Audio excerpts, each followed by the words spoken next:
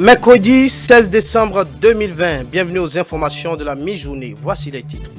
Le passage du chef de l'État dans la commune d'Abomey-Calavi, entrant dans le cadre de sa tournée de reddition de comptes, reste inoubliable. À suivre dans cette édition les impressions des uns et des autres. 10 promoteurs de radiodiffusion sonore ont signé avec la HAC leur convention. La cérémonie de signature a eu lieu ce mardi 15 décembre 2020. Les détails dans un instant. Et puis une campagne de prévention routière dénommée Sobibra vous décode le code de la route. Une initiative lancée conjointement avec la CNSR ce mardi pour sensibiliser les usagers de la route et les inciter à adopter les bons réflexes de la conduite. Voilà pour le sommaire.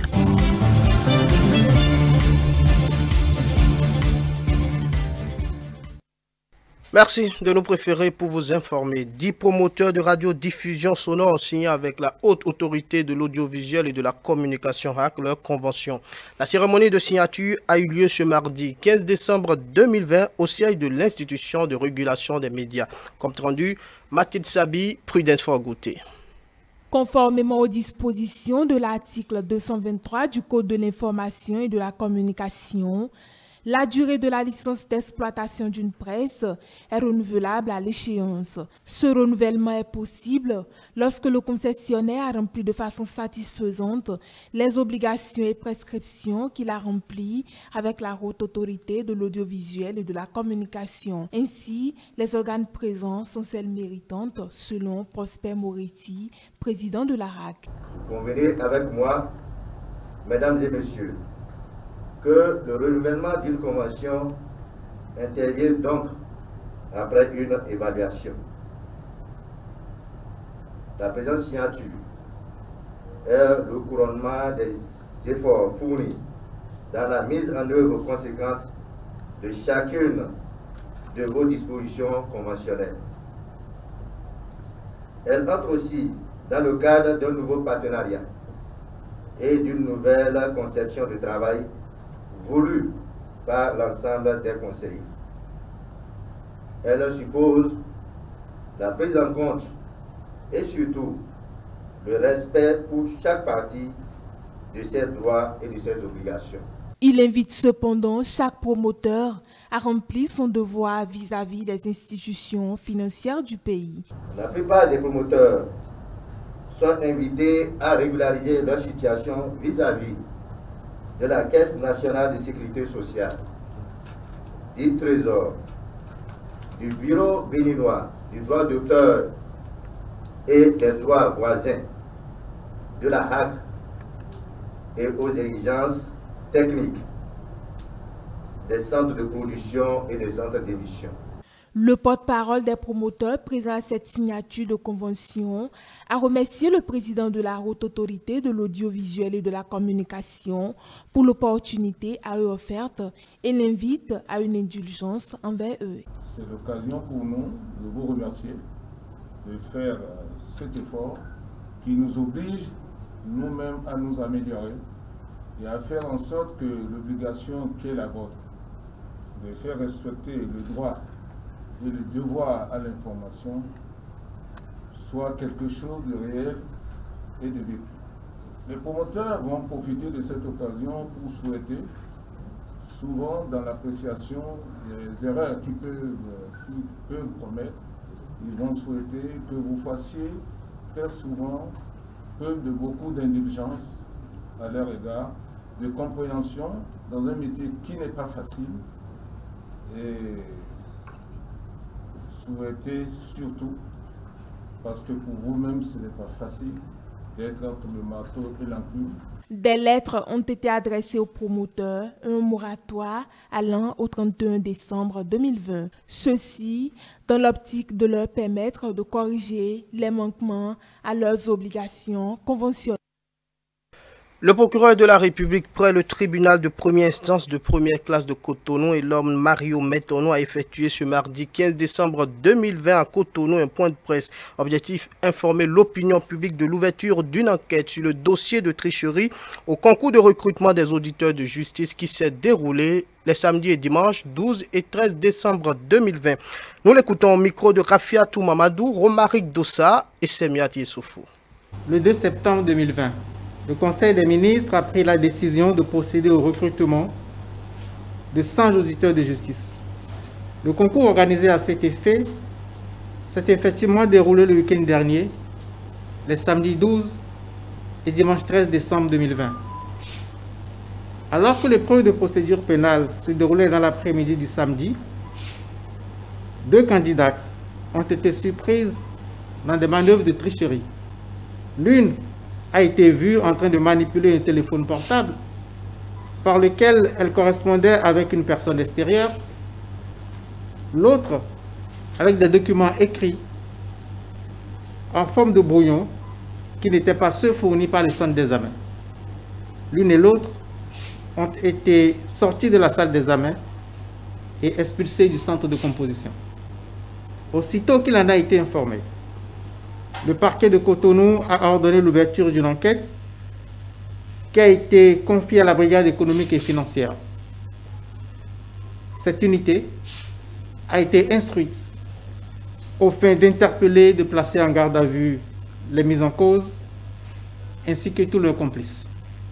Dès la clôture de l'enquête, ces personnes seront présentées au procureur de la République et feront l'objet de poursuites judiciaires exemplaires. Il est à rappeler que la fraude dans les examens et concours est prévue et punie par les articles 754 à 757 du Code pénal et que les auteurs ou complices de cette infraction sont passibles de 5 ans d'emprisonnement et de 5 millions de francs CFA d'amende. Enfin, le parquet de Cotonou saisit cette occasion pour lancer à nouveau un appel au sens civique et moral ainsi qu'à la responsabilité de tous nos concitoyens. Il faut ajouter que le concours est annulé et sera repris. Ainsi en a décidé le chef de l'État Patrice Talon ce mardi 15 décembre 2020, conformément aux réformes effectuées depuis avril 2016 pour la transparence dans l'organisation des concours au Bénin. On poursuit ce journal et on parle à présent de la conférence de presse du ministre de la Communication et de la Poste, porte-parole du gouvernement, Alain Oronla. Face aux hommes des médias, il a fait le point de la tournée de reddition de compte du chef de l'État, Patrice Talon. Les précisions dans cet élément de Aziz Achamo.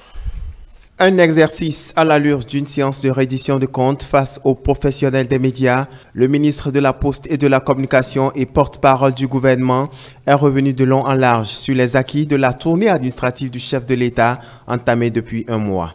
Selon Alain Oronla, à travers cette tournée, le président de la République a recensé les réalités que vivent les populations et les attentes dans l'amélioration de leurs conditions de vie. Le chef de l'État, en effet, dans ses adresses, en faisant preuve de pédagogie, en faisant preuve d'une certaine efficacité, a partagé avec les compatriotes des localités visitées et au-delà de ces compatriotes, avec l'ensemble des Béninois, les motivations des réformes majeures qui ont été entreprises dans notre pays. Nous n'allons pas nier que, avant l'avènement du président Patrice Talon, notre pays vivait certes, mais le dynamisme insufflé par le gouvernement de la rupture a permis à notre pays, en l'espace de 4 ans, de changer de cap, d'accélérer le rythme du développement. Cela est incontestable. Et le président de la République, dans une humilité, a constaté avec nos compatriotes sur place qui ont accompagné la démarche que de 2016 à ce jour, notre pays est en chantier. En chantier parce que il y a des champs de construction qui ont été ouverts ci et là. Dans toutes les communes parcourues, le président de la République a fait remarquer que le Bénin est en train de changer qualitativement au regard du niveau d'achèvement du vaste programme d'action du gouvernement. Nous devons constater, comme le président de la République l'a fait avec les populations, que notre pays est en train de vivre une révolution du développement, une révolution économique extraordinaire, prodigieuse, qui rompt avec la fatalité et le pis-aller qui était notre quotidien, mais aujourd'hui, nous voyons que nous sommes un pays capable de redresser la tête et de subir. Les populations ont constaté avec joie et fierté les investissements massifs qui sont en train d'être faits dans les secteurs de l'énergie, de l'éducation, de la santé, des infrastructures routières, qui d'ailleurs sont des préalables non négociables au développement que nous avons imprimé depuis 2016, a conclu le porte-parole du gouvernement. Après le passage du chef de l'État dans la commune d'Abomey-Calavi, nos reporters se sont rapprochés de certains citoyens de la dite commune pour recueillir leurs impressions. On retrouve une fois encore Aziza Chamou. Quelques jours après le passage du chef de l'État dans leur commune, la population de la cité dortoir tire beaucoup d'enseignements de cette visite. À l'hôtel de ville d'Abomey-Calavi, c'est un motif de satisfaction pour les autorités communales. C'est la première fois qu'un chef d'État se jette à cet exercice, à bâton rompu, avec tous les corps constitués, collectivités territoriales décentralisées du Bénin, pour pouvoir échanger avec eux, évaluer ensemble les actions qu'il a mises en œuvre, mesurer avec sa population la pertinence des résultats qu'il a atteints et recueillir de ces derniers, n'est-ce pas, des observations. Le chef de l'État lui-même, il a dit qu'au-delà de l'esprit de reddition des comptes, que c'était impératif pour lui de venir expliquer à la population de Calavi que nous sommes capables nous-mêmes de faire des exploits. Au lieu qu'on célèbre nos travers, il nous a appris qu'il faut désormais compter sur nos propres forces et qu'avec nos propres forces, nous pouvons vraiment aller loin. Les citoyens ont renoué avec leurs occupations quotidiennes. Pour ce conducteur de taxi-moto, le chef de l'État, Patrice Talon, mérite les encouragements du peuple, mais également, il plaide pour l'amélioration des conditions de vie. Moi, je suis franchement fier de l'arrivée. Notre très cher papa, toute la population était là quand même pour son arrivée. Moi, je suis très content de son PAG qu'il est en train d'envisager pour le Bénin. Moi, je constate qu'avec le PAG, le Bénin a une vision claire qui a été prévue depuis des années et que le Bénin sera un pays phare, un pays de développement en 2021. En tant que citoyen, je souhaite que le président Talon, si Dieu le veut, qu'il revienne pour le développement du Bénin, qu'il nous aide à trouver plus de travail dans le pays parce que c'est un peu chaud. Au marché central de la ville, les femmes revendeuses lui renouvellent une fois encore leur confiance pour un second mandat. La manière dont il s'occupe du pays me plaît bien. Il fera encore plus s'il revient. Pour ma part, il est déjà élu pour un second mandat. Il a bien gardé le pays. Le vol a diminué. Ce que Talon fait, et j'aime, c'est la construction des routes. C'est un geste louable. Il n'y a plus de magouilles. Mais on ne vend pas beaucoup au marché. Il faut qu'ils pensent à nous les femmes. Au regard des réalisations engagées depuis 2016 dans la commune d'Abomey-Calavi, les citoyens s'inscrivent dans la même dynamique, celle d'accompagner les actions du PAG pour une nation prospère. La tournée présidentielle de reddition de comptes et d'évaluation de l'action gouvernementale démarrée le jeudi 12 novembre 2020 a connu son épilogue par l'étape de Cotonou le 12 décembre. À cet effet, un plateau spécial a été réalisé par votre chaîne de télévision pour ressortir les grands enseignements du périple. Elia Diran, Céline Bonvi nous font le point dans cet élément. Le périple de reddition de comptes du chef de l'État dans les 60 communes est riche d'enseignements. Au cours de cette émission spéciale, les leçons de la tournée présidentielle sont tirées. Il y avait de l'humilité, il y avait de la rigueur, il y avait cette volonté de communier efficacement et directement avec les populations. Et c'est toute une énergie qui a été dégagée quand on sait que c'est des milliers de kilomètres parcourus pour rencontrer le Bénin. C'est, vous l'avez si bien dit, 60 communes visitées.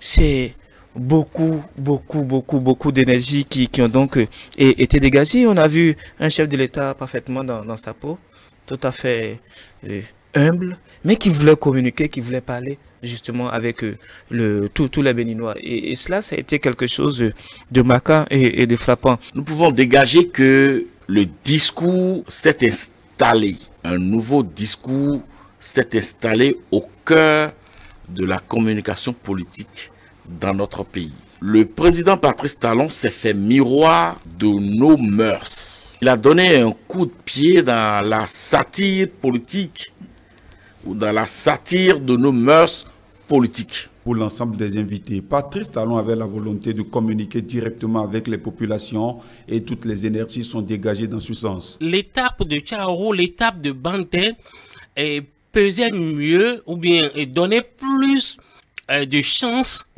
à produire un discours de ralliement national, d'unité nationale.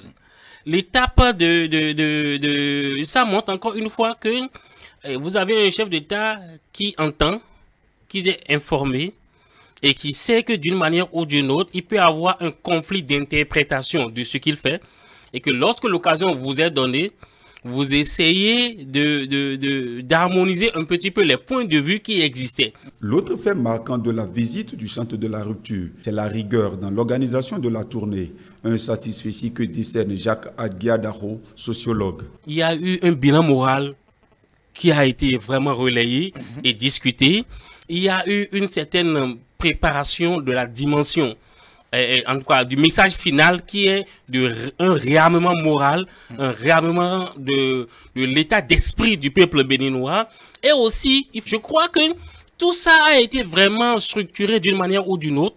Et il ne faut pas voir qu'à chaque étape, on a passé au message à ceux qui sont à cet environnement-là. Mais il faut penser plutôt qu'on a vu un peu l'environnement le plus adéquat pour passer un message à un même peuple.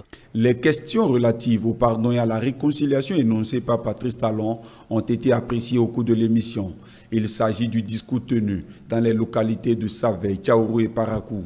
Sur le sujet, les avis sont clairs. La thérapie du pardon qu'a prôné ou qu'a utilisé le président de la République à Tchaoro, c'est pour soigner tout le corps bénin. Il faut saluer ce pardon qui cette main tendue, j'allais dire, la main tendue à l'endroit de Boni Yayi, d'abord pour son cas spécifique, il s'agit d'un rapprochement. Non, je reste disposé à vous écouter, je reste disposé à ce que vous, en tant qu'aîné, vous m'accompagnez dans la gestion du pays. Je reste disposé pour que tous vos contacts et autres, vous pouvez les mettre à la disposition du pays, parce qu'après tout, c'est le pays qui gagne. Les messages sur lesquels le chef de l'État a insisté, tels que la lutte contre la corruption, le retour au pays des prétendus exilés politiques, la réforme du système partisan, n'ont pas été passés sous silence au cours de l'émission spéciale. Rentrée solennelle 2020-2021 à la chaire UNESCO des droits de la personne humaine et de la démocratie. Le titulaire de la chaire, Igor Guédégbé, a procédé au lancement de la cérémonie ce lundi 14 décembre 2020 à l'université d'Abomey-Calavi. Le récit de Diane Christelle Onioudie, Rafiatou Mamadou et Prudence Kossoran. Ça y est, la chaire UNESCO des droits de la personne humaine et de la démocratie a effectué sa rentrée solennelle ce lundi 14 décembre 2020. Une rentrée solennelle pour le compte de l'année universitaire 2020-2021. Igor Guédégbé, titulaire de la chaire UNESCO, a exposé les défis à relever. Cette année, nous avons plusieurs défis. Le premier défi, c'est de tenir toutes nos formations. Et nous avons, à part le Master 2, droit de la personne humaine et de la démocratie, le Master 1, droit de la personne humaine et de la démocratie, nous avons osé ouvrir les deux autres masters qui étaient en souffrance. Le Master politique publique, gouvernance et démocratie, qui est un Master 2, et Master gestion des élections. Cela va nécessiter de notre part beaucoup d'engagement, et nous devrons tenir ce pari. Et le défi que nous avons voulu relever également, c'est de faire sortir ces masters les cours du jour, vous les faites tenir en cours du soir. À l'occasion, la conférence inaugurale portant sur le thème enseignement universitaire par l'éthique et effectivité du droit à l'éducation a été présentée par l'enseignant-chercheur à l'université d'Abomey-Calavi, Dr Arnaud Arondjinou. Quelles sont les conditions dans lesquelles l'utilisation d'éthique en enseignement serait une réussite? Ces conditions sont donc l'élément important qui peut contribuer à garantir le droit à l'éducation dans ce contexte de e-éducation. Il a été donc question de motiver nos gouvernants à pouvoir mettre à disposition des différents acteurs du système les infrastructures, l'accès, tout ce qui constitue les ressources tant bien matérielles que technologiques des deux principaux acteurs que sont l'apprenant et l'enseignant. Dans sa communication, l'enseignant a mis en évidence l'intérêt d'éthique en matière d'enseignement, des conditions qui viendront alléger la tâche à l'enseignement. Nous pensons que si cet ensemble de conditions d'accord est rempli, évidemment l'éthique contribuerait pour beaucoup à améliorer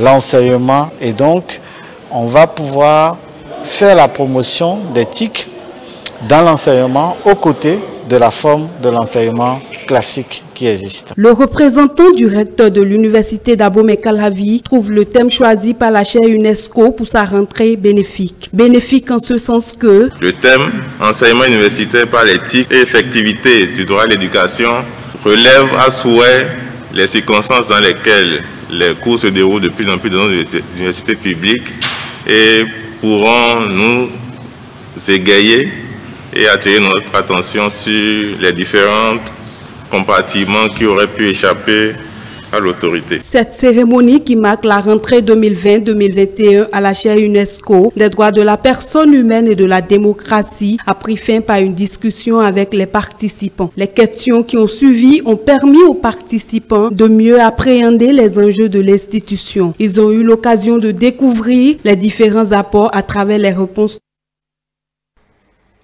Un dernier élément pour mettre fin à ce journal de la mi-journée. Sensibiliser les usagers de la route et les inciter à adopter les bons réflexes de la conduite. Tel est l'objectif de la campagne de prévention routière dénommée Sobebra vous décode le code de la route. Une campagne lancée conjointement par la Sobebra et le CNSR ce mardi 15 décembre 2020. Prévue pour durer 3 mois, elle sera meublée de plusieurs activités à caractère pédagogique et ludique. Stélia Padonou, Bruce Babaïkba et Paul Estessa aussi. Discuter autour d'un panneau de signalisation plutôt que d'une bière, c'est ce à quoi invite la Société béninoise de brasserie à travers sa campagne dénommée « Sobebra vous décode le code de la route ».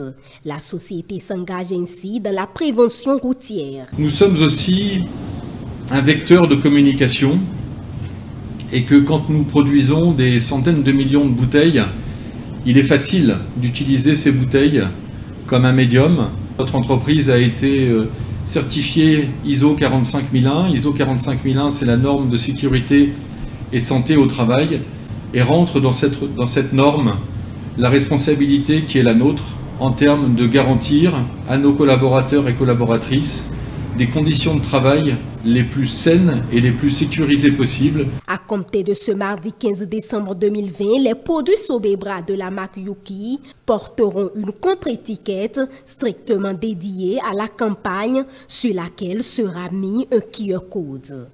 Sur chaque contre-étiquette, vous verrez un panneau de signalisation routière. La signification de ce panneau, juste après le panneau, si vous flashez ce QR code, ça vous amène directement sur une page strictement dédiée à la campagne. Vous avez la possibilité d'écouter en audio la signification du panneau, et cette signification en audio est dans l'une de nos langues nationales. Pour permettre à tous de maîtriser le code de la route, les responsables de la société de brasserie ont opté pour divers canaux. Le message est écrit, audio et interactif. Pendant 3 mois que durera cette campagne, nous allons organiser sur toute l'étendue du territoire national des séances foraines de sensibilisation dans les grandes gares routières. Nous allons organiser 346 animations dans les points de vente de nos produits. Des affiches sur la campagne seront posées sur tous les sites de notre réseau de distribution. Dans le cadre de cette campagne, un don de panneaux a été offert à la ville de Cotonou. La Sobebra s'est également engagée à la pose de ces panneaux aux différents carrefours préalablement identifiés. Cette initiative est appréciée à sa juste valeur par autorités communales et acteurs de la société civile.